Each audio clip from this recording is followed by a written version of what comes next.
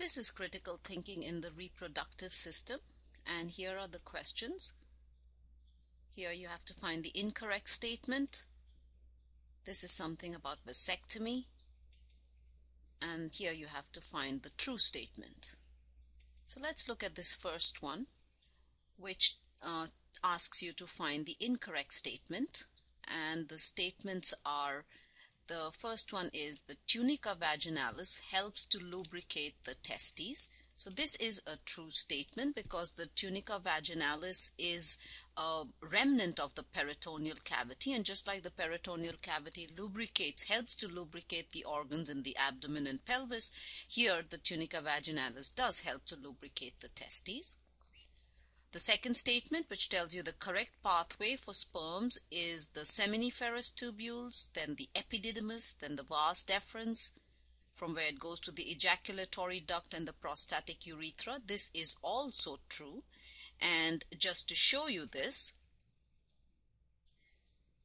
let us look at this image here. So here you can see this is the testes, which is divided into lobules, and inside each lobule you have these seminiferous tubules where the sperms are formed.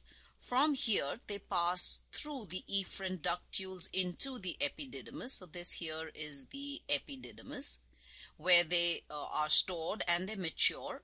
They travel down from the epididymis, go all the way into the vas deferens, and then the vas deferens travels into the abdomen. And if we look at the next image here, we are looking at the vas deferens once it has entered the pelvic cavity. So here in the pelvic cavity, so the sperms have traveled in the vas deferens. This vas deferens meets the seminal vesicle to form the ejaculatory duct. So the next is the ejaculatory duct. So it next passes into the ejaculatory duct, which will then pass through the prostate gland and open into the urethra. So another image to show you that is here, and you can see the ejaculatory duct opening into the prostatic urethra. So therefore this second statement is true. Let's look at the third statement, which says the Dhatus muscle helps to contract the testes during sexual activity. This is false because the Dhatus muscle contracts. It's not the testes which contracts. The muscle contracts, and it is important for thermoregulation. What the Dhatus muscle does is through its contraction or relaxation, it either decreases or increases the surface area available for either to conserve heat or for heat loss. So that's the function of the Dhatus muscle. So this is the incorrect statement, and hence the answer here. But let's look at the next one, which says secondary oocytes are released into the peritoneal cavity. Now this is a true statement, and again let us look at an image.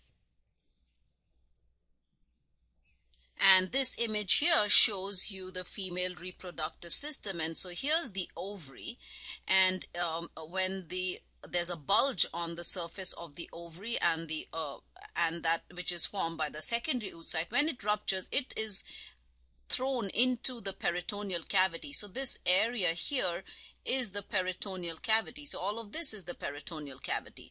So once it's thrown out into the peritoneal cavity, it gets sucked in by the fallopian tube and then passes into the uterus.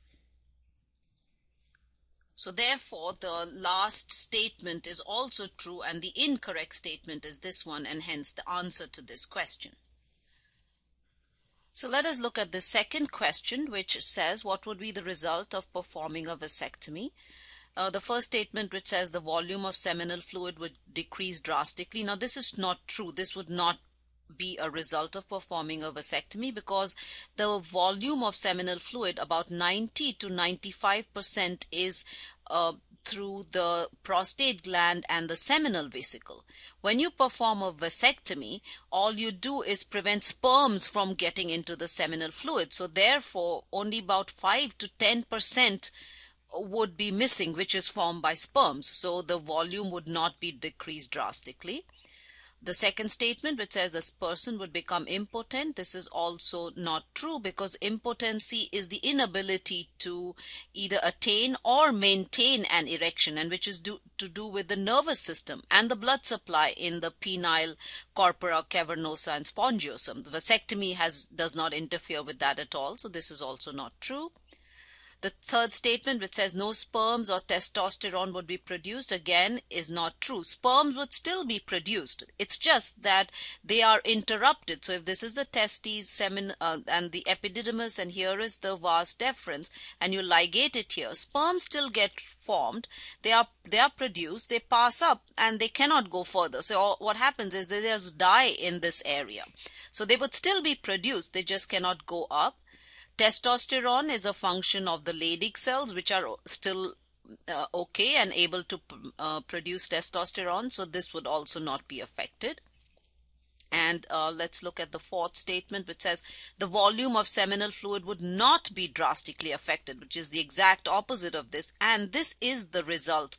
This would be a result of performing a vasectomy. The volume would not be affected. The only thing that would happen is that sperms would not be present in the seminal fluid. So that part of the statement is not included, but this is correct, that the volume would not be drastically affected because you only take away 5 or 10% of the seminal fluid when you perform a vasectomy.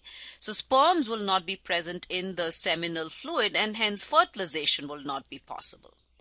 And let's look at the last statement, which says the internal urinary sphincter will not close when seminal fluid enters the prostatic urethra.